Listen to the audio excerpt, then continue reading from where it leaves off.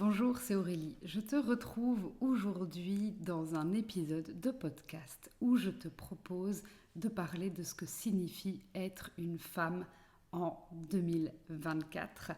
Être une femme en 2024, c'est faire face à beaucoup de défis, mais aussi beaucoup d'opportunités parce qu'il y a eu beaucoup d'évolutions ces dernières années et ça nous permet vraiment en fait de faire évoluer la place de la femme et c'est vraiment ça que je voudrais exposer avec toi aujourd'hui. À la fin de l'épisode, je te donnerai comme d'habitude des petits ingrédients qui nous permettent à nous les femmes de pouvoir prendre cette place dans cette évolution qui a été très rapide. Il faut pouvoir quand même reconnaître le progrès de la société.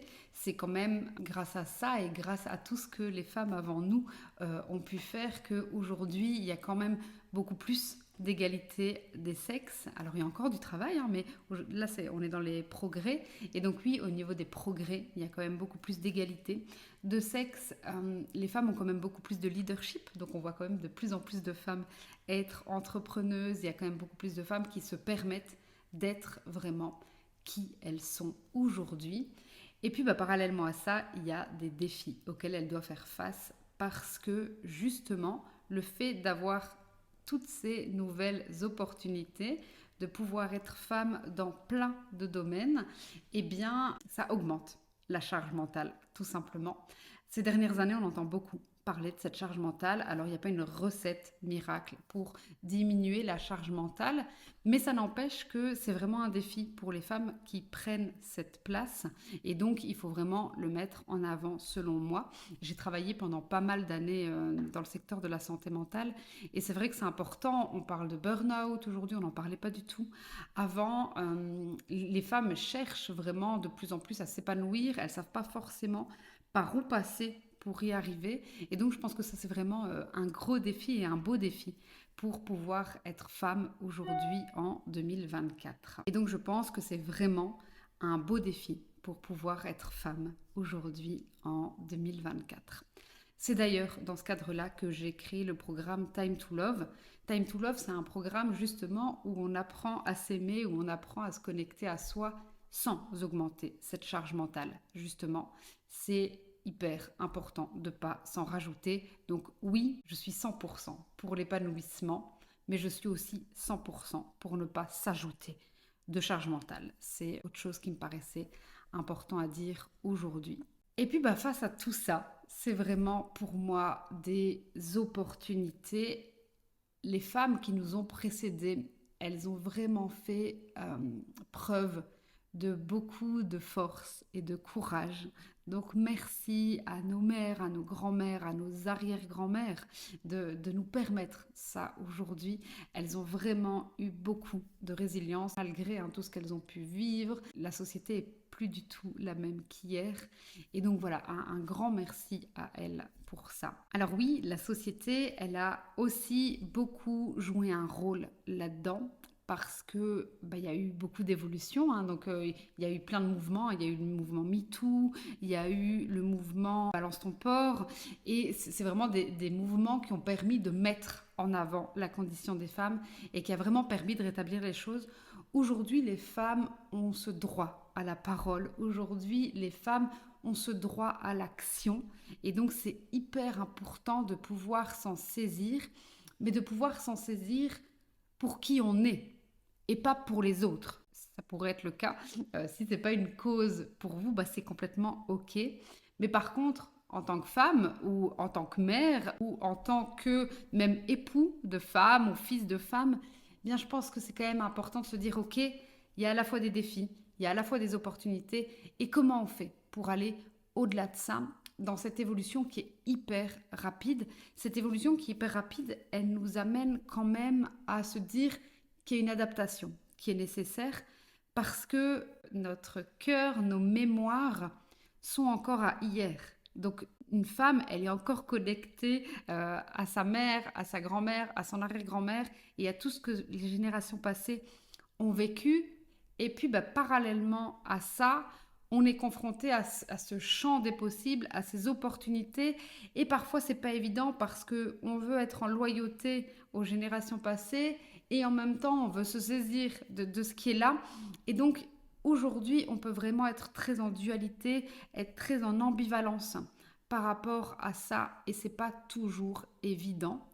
Et donc comment aujourd'hui on peut rester loyal face à ces femmes qui nous ont permis d'être et de faire ce qu'on fait aujourd'hui, tout en s'émancipant et en prenant pleinement notre place. C'est vraiment ça que j'essaye de te transmettre aujourd'hui. C'est que aujourd'hui, chaque femme peut faire ce qu'elle aime, peut faire ce qui l'anime. Alors, ok, je sais que c'est pas le cas dans tous les pays, malheureusement. Moi, en Belgique, j'ai eu la chance de pouvoir faire des études. J'ai eu la chance de pouvoir évoluer professionnellement en tant que travailleuse. J'ai eu l'opportunité d'être indépendante. Aujourd'hui, j'ai également l'opportunité de pouvoir vivre ma vie de couple telle que je le décide, telle que c'est ok pour moi et pas tel que les dictats de la société le voudraient. Aujourd'hui, à 35 ans, j'ai pas d'enfant et c'est ok. Alors peut-être que j'en aurai, peut-être que j'en aurai pas. Ça, c'est un autre débat. Mais j'ai le choix. Et ça, c'est assez incroyable. Si on devait demander à nos grands-mères ou à nos arrière-grand-mères ce qu'elles en penseraient, je pense qu'elles écarquilleraient les yeux et qu'elles y croiraient pas trop. Et donc, c'est vraiment beau, en fait, toutes les opportunités qu'il y a face à nous. Et en même temps, on nous demande de ne pas oublier ce que les femmes qui nous ont précédées ont vécu. Alors aujourd'hui, en tant que femme, on peut être confronté à plein de rôles, ceux qu'on choisit. Bien sûr, c'est important. On peut être femme, on peut être mère, on peut être amie, on peut être amante, on peut avoir des loisirs, on peut s'épanouir dans le domaine professionnel. Et c'est ok, mais ça nous demande de l'adaptation. Ça coule pas de source, en fait. Et donc, il faut aussi arrêter de faire comme si c'était facile, comme si c'était normal, comme si c'était quelque chose qui tombait du ciel et que voilà, il suffisait de s'en saisir. Non, c'est pas le cas. Ça nous demande vraiment une forme d'adaptation. Et c'est là où tu vas me dire, ouais Aurélie, ok, c'est bien beau ce que tu nous racontes, mais comment on fait quoi concrètement? Quoi la recette pour y arriver? Bon, comme d'habitude, pas de baguette magique, pas de recette miracle. Mais pour moi, il y a quand même deux ingrédients qui permettent d'une certaine manière à y arriver. Et ces ingrédients, c'est quoi? C'est savoir qui tu es, savoir ce que tu veux, tout en étant en gratitude avec le passé. Finalement, c'est à nouveau, et comme d'habitude dans ce que je te dis, c'est que c'est vraiment créer un bel équilibre entre notre passé, nos mémoires du passé, notre présent et ce qui est possible aujourd'hui, et pouvoir se tourner vers un futur d'opportunités.